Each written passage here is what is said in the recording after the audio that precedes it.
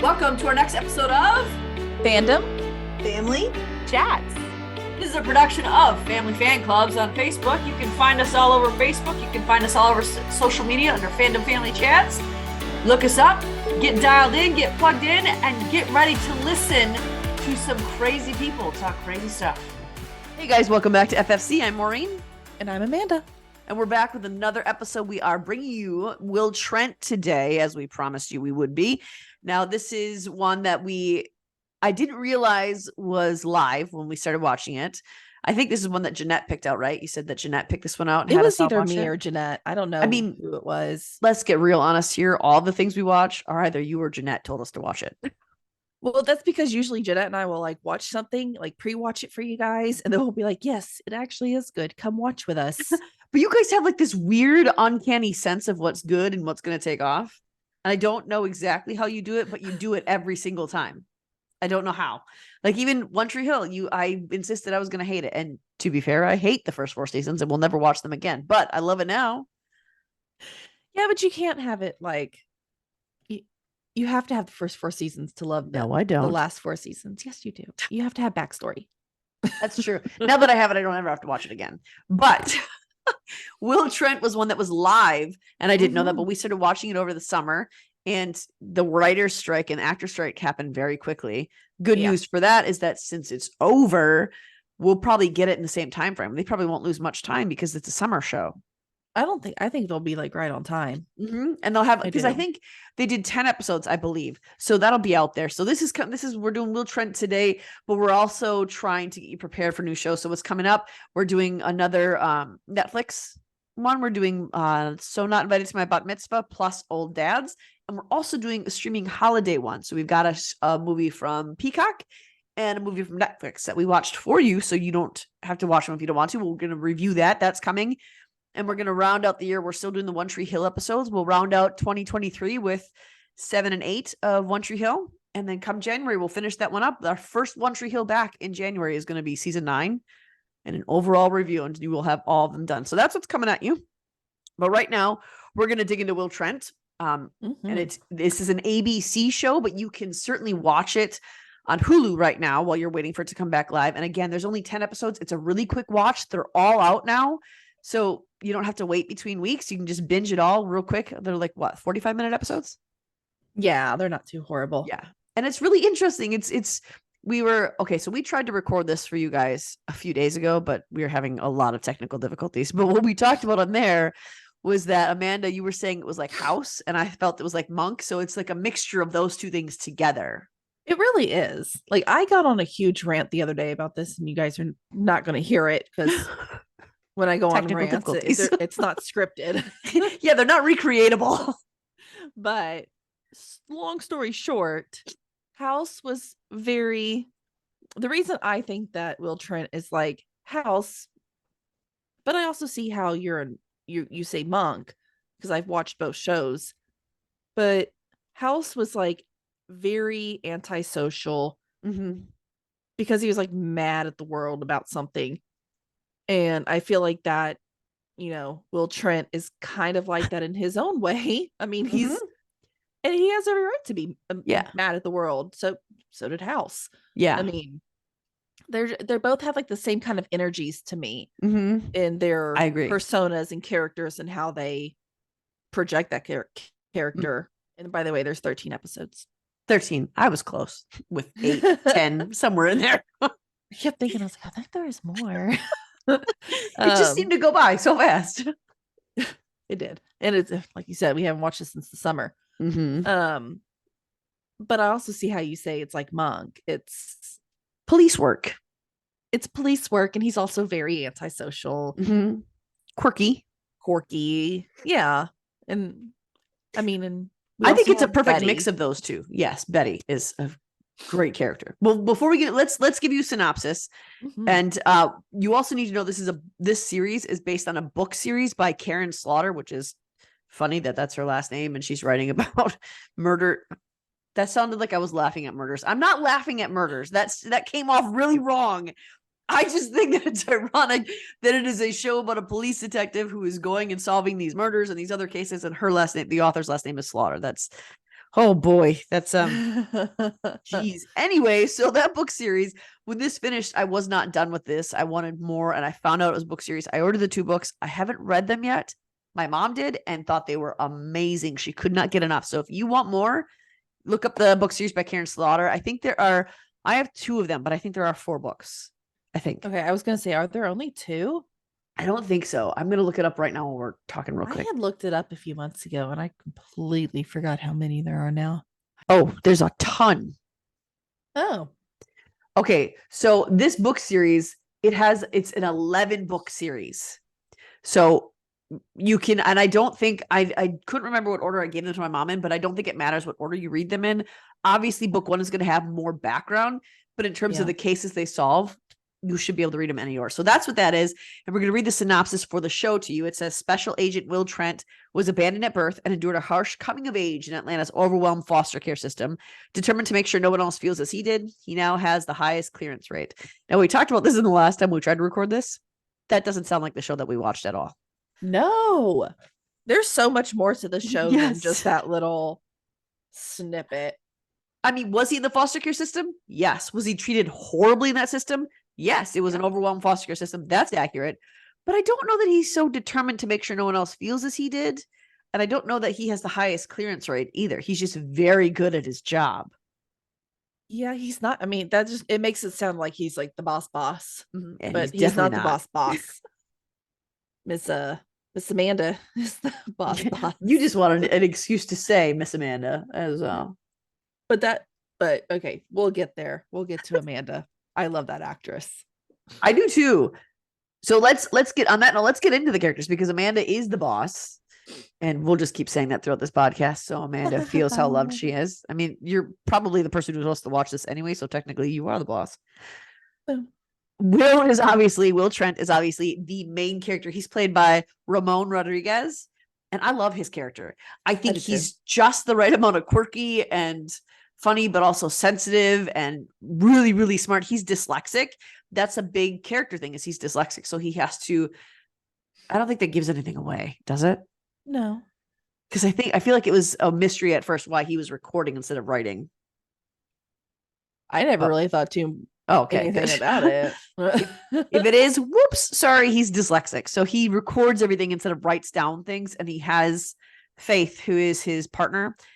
She is transcribing a lot for him. Yeah. And so speaking of Faith, that's played by Iantha Richardson. I do like her character a lot too. I do too. She seems like a newbie a little bit. Mm-hmm. And I think she is, right? She is, yeah. Her mom was the one that Will got fired because he found out she was doing bad things. Yeah. Yeah.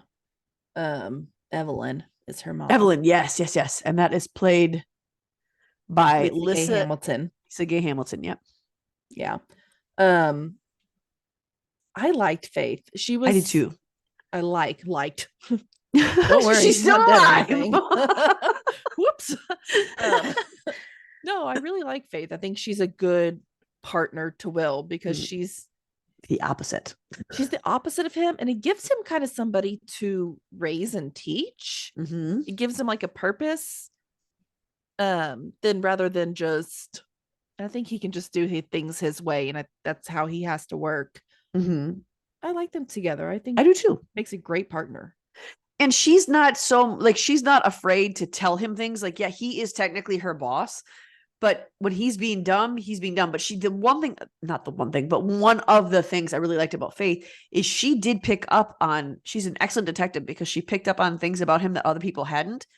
And she adjusts her communication accordingly. So because of who she is as a partner, it causes him to look at people differently than he had been, which was very closed off, no, it's my way or the highway sort of attitude. Yeah. Faith is the one who sort of broke him out of that. Yeah, absolutely. And neither one of them wanted to be partners. I know. And I love that because they really did just melt together and they are perfect partners. And I like that little bit that they really did not want to be partnered up together. Which is understandable. I mean, he's the one who got her mother fired. Mm-hmm. And they're kind of like the Odd Couple, where one of them is Felix and one of them is the other one. One of my favorite scenes is the first time he's in her car. it's disgusting and it's dirty and it's filthy, and she's trying to do all these things while driving, and he's just very, very nervous about all this and how it's happening. But he also refuses to drive around in his car. Well, do you blame him? I mean, no. But that was a really good insight into their dynamic, because though they maintain that dynamic, they actually become family by the end. Even though their dynamic doesn't really change, they just have more appreciation and value for the other one. Yeah, they respect each other. Mm-hmm. Yeah, at the end, and that changes the whole dynamic of their relationship. Absolutely. And there's Angie Pulaski is played by Erica Christensen, who I love because I was a big Parenthood fan. And I was gonna say I liked her in Parenthood. That was kind of where, I mean, her counterpart in Parenthood I liked a little better than her towards the end. I like Joel. I was more of a Joel fan than her. Yeah. But I did love her character though. Yes. And so she amazing. She comes on here and she plays an amazing character. She's very dynamic. She's very multi-layered. I like how rough around the edges she is. I like that she has these issues that she has. And I like that she's able to reach Will in a way that other people cannot, because they grew up in the foster care system together. Yes. I think her and Will's relationship, oddly and weirdly, is one of my favorite relationships. Probably in, I don't want to say like in all of our shows, because I have definitely more. At least in this, let's just start because it's only one season. In this show right now, they're my favorite, and they're not even a couple, but yeah, I love their dynamic and relationship that they have with each other. I feel like they can, call each other 24 hours a day. They do. Their person. Yeah. A little Grey's Anatomy drop there because, it's my signature. He's her lobster, I think. I do too. They need to be together forever. And what I like about them is they aren't your typical TV show relationship. Like, you're rooting for them, but their dynamic is unlike others that you've seen. It's not your typical romance. It's not your typical partnership or relationship, but you know that they would die for the other one. Yeah. And they both almost did in season 1, didn't they? Yeah. So it's different, but they put in the work to have a relationship. To me, it was a shock kind of first when you're watching and they start making out or whatever, and I'm like, wait a minute, what? And you're this doesn't compute. So apparently this has been going on for forever. I mean, they've known each other since they were, I think, teenagers, right? Yeah, I think 10 or 13. Those two numbers are sticking out to me. Okay, yeah, it was. I think 13 is when they ran away, wasn't it? Or no, 15 is when they ran away. I think 13 is when they met. Also, Angie's partner, I really liked Michael Ormwood. At first, I was like, oh, you're I hate you. You suck. I know. But that character growth, and that's played by Jake McLaughlin, that character growth was so good that by the end, I understood why I hated him and why he was the way he was. But he was a good guy. He was just hardened by his job. Yeah. I never really hated him either. I just thought from the very beginning, I just kind of thought he was very misunderstood. He's not one of my favorite characters, but I didn't hate him either. He was just kind of there and nice to look at. He is an attractive dude. Jake McLaughlin is attractive. But he was not a ton. Will. Hey. That's true. He was, but Will needs that. Yes, but I didn't. Will was my guy at first because he's the main, and so I was sticking up for Will, and he was mean to my Will, and so I got mad at him. But I understood him by the end. And Angie softened him too as his partner. Yes. Because, so Will is in the FBI, and so is Faith, and so is Amanda Wagner, by the way, who is their boss. It's played by Sonia Sohn, which I love that name.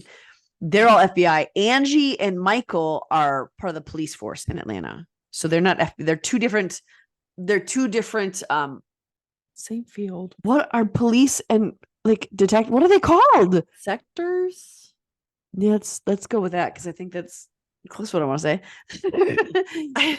It's not authority. It's, I don't know. Sectors is the only thing I can come up with right now. There are two different sectors in the police style forces. My brain is completely not computing anything right now, so I can't think of what I actually want to say. But they aren't the same sector of authority, but they still do. They're for the public to serve and protect. And Amanda Wagner is played by someone, and I really liked her character. At first I was like, I don't know if I like you, because she's very hard, but then she shows this really soft, vulnerable side that you don't expect to come out. And she genuinely cares about her people, like genuinely cares about them. And when she is affected by something, I want to go to bat for her, because I don't like when she feels that much guilt, because she torments herself if she thinks she has failed anybody. Yep. She does. And that's one of her character flaws, but it is. But it makes her good at her job, though. It does. It really does. It's also sad because it makes her very lonely. I like her relationship with Evelyn. Their friendship, yeah. Yeah. Yeah. Evelyn is another one that I was like, I don't know if I'm going to like you, because she, again, was mean to my Will when she first came out, and she deserved what she got.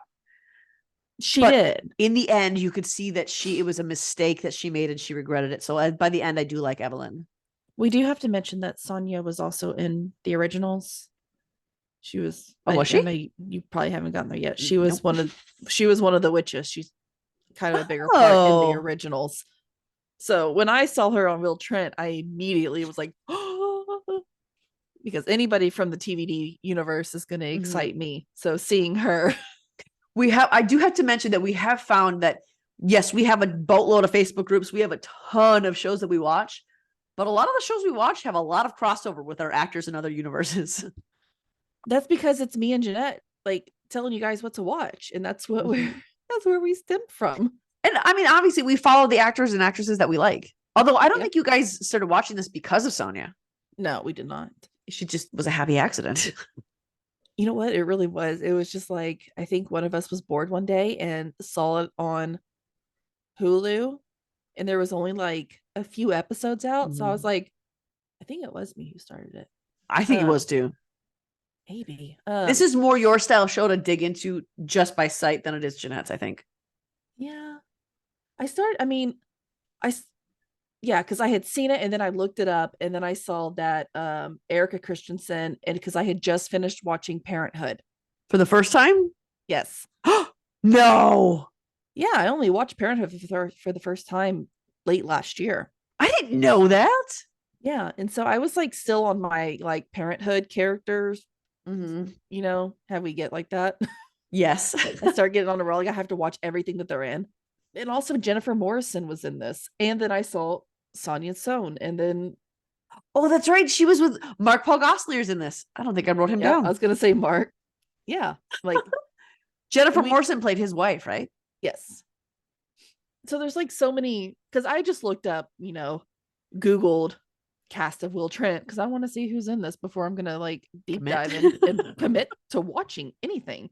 I know it seems like I have all day to watch shows, but I really don't. I have a ton of things that I do. Yes. But I'm not going to waste my time on something I'm just not going to like. So I always look up the cast at least. And, Jennifer Morrison was in This Is Us, which is one of our shows. And then you have Mark Paul Gosselaar, who was Zach Morris from Saved by the Bell. And so I was really excited about his character. I see all these faces and I'm like, I do have him on here. Paul Campano. That's who Mark Paul plays. Paul Campano. Oh, you do have him on there. Yes. So Zach Morris is in this as well. So his character is one that you kind of got a sense that him and Jennifer Morrison were just going to be that one-off in the beginning. Yes. But then he kept popping up, and I was like, yeah, he's still here. That's what I was going to say. Like the second time he came, and I was like, I was so like, you can keep coming back. I think he will too. I think he'll keep popping up because he has a tie to Angie and Will from their youth. They were all in the same they're all in the same orphanage foster place. Yeah. So that's why he is able to continue to come back. Which was another I like that little nugget. Yes, because, and we'll talk about this when we get to the plot points, but you see how it affected and damaged them and also built them in different ways. That was really both interesting and really sad. Yeah. Because it's honestly not that far off from reality, I don't think. At least not my experience of working with youth who are in the foster care system. I like story. You've never watched this, obviously, but there was this kind of like storyline in 50 Shades of Grey. Oh yeah, no, I haven't watched that. I was like, well, you don't know. Maybe I watched it. Did not watch that. But like it was like one of Christian Grey's foster siblings is like who was like trying to like harm him and Anna like in it. And so whenever I had that in my brain, so whenever I was very suspicious of Paul Mm. Mm-hmm. in the first, and I think that's where it like rooted from. I was like, ooh, foster brother jealousy maybe, Mm-hmm. because he was a little suspicious at first. I He didn't know if we was. could trust him. Mm-hmm. And so I mean, I I don't was gonna know. say, still they haven't because he was built by this orphanage and system that he was living in, so Yes. he's kind of learned to be out for himself more than anybody else. Yeah, I'm still not 100%. I mean, I love he can keep coming on the screen. It's Mm-hmm. fine with me, but I still don't trust him 100%. I feel like he got better after Will punched him. That And he was like, helped. okay, Will, you got a point. That helped for sure. There's also Jeremy Mitchell, who is Faith's son. And that was another thing that threw Will for a loop. I remember when he found out she had a son, he was like, wait, but he's how old? Yeah. You're how old? Because I mean, I didn't blame him at all. That was insane to me. Mm-hmm. And that he's played by Dion Smith, who I don't think I've seen in anything else, but I really liked him. Uh-huh. Yes. Dion Smith, he was in one of our shows. Which one? Outer Banks. Really? As who? He was like one of the friends, one of the He was not Kelsey, was he? was he Kelsey? Because I feel like I remember saying Kelsey was in this. Yeah, he is. Okay, yeah. That's okay. I remember now saying in the chat, oh, Kelsey's in this too. There's a lot of people we know, but I hated his character on Outer Banks. Well, but in this show, I liked look him. it up because I didn't care for Kelsey at all in Outer Mhm. Banks, so I didn't really care. But I knew that Dion Smith looked extremely familiar. Yes. And also Greg German is in this, which is from Grey's Anatomy. Who does he play? James Ulster. Oh, he was the chief, the police chief. Yeah. Okay. He plays the same kind of character in Grey's too. Does he? Amazing. You hate him in Grey's, but See, you also kind of like him. I need to look him up now because like I wrote him down, but I don't have a picture of him in my head. Oh, yeah, you do. You know him. He's very. Oh, yes. Okay. He's been in a lot of stuff. Yes, he was in the first thing. You know what? The first thing I ever saw him in was Abby McBeal. Ally McBeal. Jeez, it's been a long time, clearly, since I've seen that show. But the other thing I'm picturing him from is there's a show that even I watch that is Once Upon a Time, and he played Hades in there. So like when I see his face, that's all I'm thinking of is Hades with the blue fiery hair and everything. Like, kind of plays the same character, I think. Then, yep. So, I mean, anytime I see him on screen, I get excited. Even if he plays a horrible character, I just love that dude as an actor. I think he's great. He always plays this character. I love him in Grey's. He's still in Grey's, actually, currently. Oh, really? He makes like he was in it for a while. Now he kind of pops in and out. But he's still in the universe. Okay. And he plays a character you love to hate. Same thing. As he does in this one too, I think, right? Yeah. Again, it's been a while, but I feel like the character in this is we one don't that like we love him to very hate. much. No. There's also Nico, who is played by Cora Lou Tran. At her, at first, I was like, I don't know if you're gonna be bad, if you're gonna be good. But I love her dynamic with Will and Betty. Of course, Angie's the one who brings her over there, but again, she gets Will in a way that she shouldn't, but she does. And we would be remiss if we didn't mention Betty, who is the absolute baller star of this show. It's Will's dog that you meet in the very, very first episode that he becomes very, very attached to very quickly. Nico starts watching Betty. Yes, and Betty is a Chihuahua, and she is played by Bluebell. Oh, I thought her name was going to be Betty. They call her Belle. So that's all I have for you on the background of Betty. I just know her real name is Bluebell. They call her Belle. Sorry, we were not prepared with her employment background for this. We didn't look that up. Her trainer is April Mackin. There you go. That's all the information you need. That's Betty's really cute. I used to have a little Chihuahua who looked very similar to Betty. Oh, really? So that's probably why Betty is my favorite character in Will Trent. I think it's because she softens Will in a way that he really, really needs. And he would die for that dog. Yes. Like from the minute he picked that dog up, he would have died for that dog. Yep. Like that is his person. That's his, I mean, other than Angie. Yep. That is his person. I think he would pick Betty over Angie at this point. I don't know. And in fact, it was so important to Will that Angie almost did die to try to protect Betty from the people who were taking him from Will.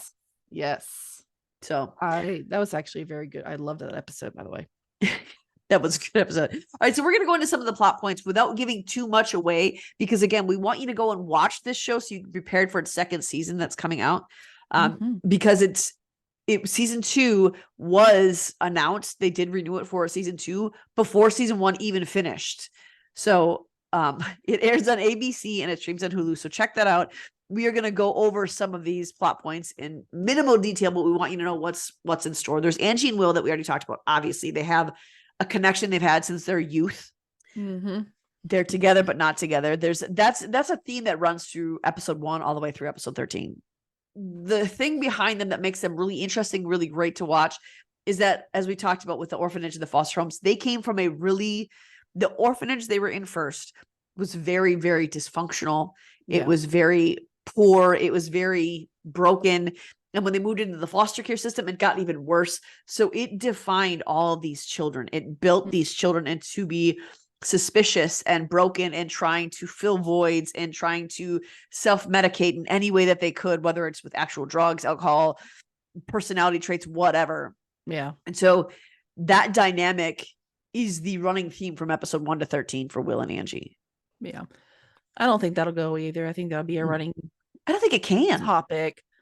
And they can pull so many stories out of that I think that's, you don't want it to go away. Yeah. Really. I think we get a lot of good information from any of these storylines when it comes to the orphanage or foster homes or any of that. We get so much good stuff pulled from that. So I hope it does continue on, to be honest. I think it has to, because I think that there's so many levels to dysfunction and so many levels to the trauma that they've all endured. And that's why I think Mark Paul Gosselaar's character isn't going away. I hope not. So I think that's, I like that they weave flashbacks throughout here when it's not like flashbacks that are on typical shows. Like they weave it in there as part of the story dynamic. So it's well written. The flashbacks are perfectly timed where they need to be. And I think that's good. And you get that with the Will, Evelyn, Faith plotline too. Yes. And how Will, actually, I don't think, do we fully know what Evelyn has done yet at the end of the season? Because I don't remember what she did to get fired or what Will found on her. I thought we did. I think we got hints of it. I think that we got hints of her misconduct, but I don't know that we don't fully like find out exactly. I feel like we did. I think that we just can't find articles online to remind us of exactly what she did. But what she did, it wasn't just her, it was her entire team. So it was Will got her fired. Faith is her daughter, so she was mad at Will, and then Evelyn was mad at Amanda for not sticking up for her because they were a beat cops together. They grew up in the force together, and Amanda went off, and so she felt like Amanda needed to protect her. So there's that whole dynamic with the four of these main characters really did it. It ran throughout the show, and it had to, because it affected how they each saw each other. Yeah. I also love those flashback scenes of Amanda and Evelyn. Yes, those were awesome. But also it really opened your eyes of how they were treated back then during all these cases too. It was I loved those scenes. They were really well done. Yes, and it's great because it shows you because not only were they Black cops on the force in the 80s, but they were women, which was also really, I mean, women were terribly mistreated when it came to authority figures then. And so we see them rise up. I mean, Amanda is the top boss at this FBI location, and Evelyn rose up pretty high in her team, although she was just a member of the team of narcotics, I believe. I don't think I felt like she was pretty top dog on that team, but I don't really remember what her exact title was. I don't know what her title was, but I know she was one of the head leaders, I think. And that the other dynamic that adds to that is that Amanda has been close with Evelyn always, knew that Will, who is Amanda's top investigative detective, she still put Evelyn's daughter working with Will. Like she hired her or she told her she had to be working with Will. So there's a whole lot to that dynamic that has to play out all season long. And it probably will continue to play out. Yeah. But it's nice though. It's nice that Faith can give her mom a different perspective of Will. I think their relationship's gonna change next season. Yep. Maybe not Absolutely. right away, but I think it'll be a gradual. You mean between Evelyn and Will? Yeah. Yeah. Yeah. Cause it's already started to change a little once she saw how Mhm. he protected Faith. Yeah. I think it'll just progressively get better as we go through the seasons. Because you see that Will does not move on something unless it's very, very close and personal to him. Like with Angie, he kind of jumped the gun a little bit. But when it comes to right and wrong and investigations that he's sure on, Yeah. he moves when he is absolutely certain.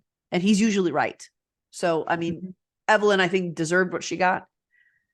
But again, I don't remember what she did. I don't know if we've technically been like given specifics yet. No. And I think Evelyn did eventually admit that, you were just doing your job. Mm-hmm. And then we have, obviously, Will and Betty is something that we talked about already. That's one of the most important relationships on the show. It is. I don't want to give too much away though, because it's awesome to watch their bond. And isn't the poster for season 1 Will and Betty? Yeah. It's just them on the cover. So that should tell you that it is a fairly important relationship on this show. One of the most. Yes. And obviously Angie, we're not going to tell you what exactly her issue is, but she has a hang up that truly, truly affects not just her relationships, but her job and her integrity on the job. And this, you see it's hinted at throughout, but you see it come back full circle. Absolutely. In the very last episode of the season. And I'm a little nervous for next season because of it. I think, yeah, I am too. I'm not going to say too much about it, but I am too. I think that's going to be, again, a carried on kind of theme throughout the show. Yeah, absolutely. And then there was the last plot point that we're going to talk about very, very basically is there was a mole in the department. And we do find out who it is by the end of the season. But I love when Will was going in rooms, he's like, put all your phones in the microwave. Those are the moments where he reminds me of Monk when he does stuff like that. He's like, just random off the wall things. And he doesn't ever, and that's why he reminds me of Monk, because he doesn't really explain what's going on in his head all the time. He just gives an order and you're like, wait, but why though? Why am I doing this? Just do it. That's why I'm horrible about authority in my life. I have to know why. Why do you say that? Why is that happening? Why? So you're not the camp of because I said so. Oh, I say that all the time. But it's because you know the reason why. I know because you're the one saying it. Yeah. I don't need to explain to me. So what are some of your likes about the show? The relationships, I think, are my favorite. I love some of the dynamics in these relationships in the show. They're awesome. I think it's a very well written show, and great directed. I mean, the whole filming process when it comes to the writing, directing, the editing, all of it, you can tell that it was a work of passion rather than just thrown together for views. Yeah, like some shows and some other shows I love. But this one was really, really well done. So I think relationships are my biggest likes. I like the stories. They're a little bit different. It's not the same old police stories that we hear all about. Yeah. I think those are my biggest likes. And I think too, that one thing that I appreciate about how they did the shows is that there are some cases that carry from episode to episode to episode, but when it goes longer than one episode, it's not the focus of every episode after. There's other cases that come in here, so it doesn't get so monotonous. It doesn't get so like, oh my gosh, are we not off of this yet? Because there are a couple of cases that have to run the gamut through the whole season because it's the baseline for what they're trying to do, what they're trying to figure out, and they're connected, but they still are solving other things in there. So you don't get so bored and trapped in this one storyline that you're watching. And I think I agree with you. That too. I like the relationships. I think it's done differently than other shows that I've watched. I think there is more depth to them than your average show. I think because of the trauma that's written in there. And I like that they hide some of it from you until appropriate times. Like you're trying to, because the whole time it's almost like Cruel Summer, where we're trying to figure out what's going on. You're doing that, but with people. You're not trying to figure out the events that happen, but you're trying to figure out the psychology behind these people. And I like shows that have me do that. Yeah, absolutely. They don't give you everything right up front. Yeah. You kind of have to like learn about these characters as you go, and it's slow. Yes. So there's still a lot of mystery there, which is supposed to be a mystery type of show. And it's not just mysteries cases. It's mystery within the characters. And that's what makes it very special. And it's like we're having our own relationship with them because, you know, the more you get to know a person, the more you understand their motives. And that's what happens on the show. Somehow they make us have relationships with these people that like, oh, okay, this makes sense because this is who he is. Yeah. So I like it. What about some of your dislikes? I knew you were about to ask me this, and I was like trying to rack my brain real fast. I thought you had your list ready. You know what? There's not a lot to dislike on the show. Because it's only been one season and only 13 episodes, and it's really hard for me to do dislikes. Yeah. I think sometimes the acting from, like, I love the flashbacks. I think they're important. But I think on those who are not series regulars, some of the acting feels a little stiff to me. A little too I can agree with that. Some very novice. Exactly. Yeah. I mean, it's really hard for me to come up with dislikes from this show. That's the only one I've got. I'm not gonna have really anything. I don't think. I don't want to just make up one to make up one. I think if I had real big dislikes, then they would like come to the forefront of my mind. But I think maybe for some people it might be a little too heavy. If you are one who has gone through a lot of trauma and you are one who has grown up in a broken foster care system, because I mean, our American foster system is broken. The social workers are overwhelmed. They're overworked. They don't have enough people to do the cases that they've got. Children are left abandoned and broken way too often and left to homes that they shouldn't be. So that is you, and you've grown up in this. I think that you can be one of two camps here. You might look at this and say, well, that doesn't accurately depict it because it's worse than that, or it's not that bad, which is possible. But I think that if you grew up in that system, you might be triggered by some of the things that happen to these guys. Like we said, the three people who grew up in the foster system, that orphanage, was Campano, Angie, and Will. Those are the three that we see in this first season. And they were both affected very differently. So you see the different levels. And there are some things that happen to Angie that if you are someone who has gone through trauma, or you are in the foster system, or you are a victim of sexual abuse, there are triggers in this, and definitely look them up before you start watching the show, because there are triggers. Yeah, you're right. Luckily, they don't show these awful atrocities.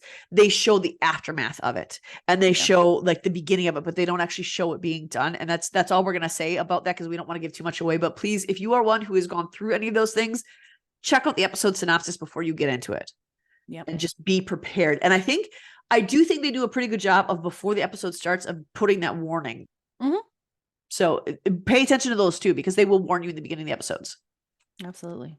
But I think, honestly, shows that highlight these things that affect more people than we realize are important, because it makes them not as shameful to come forward. And it makes it not as taboo to say, I endured this and it was awful.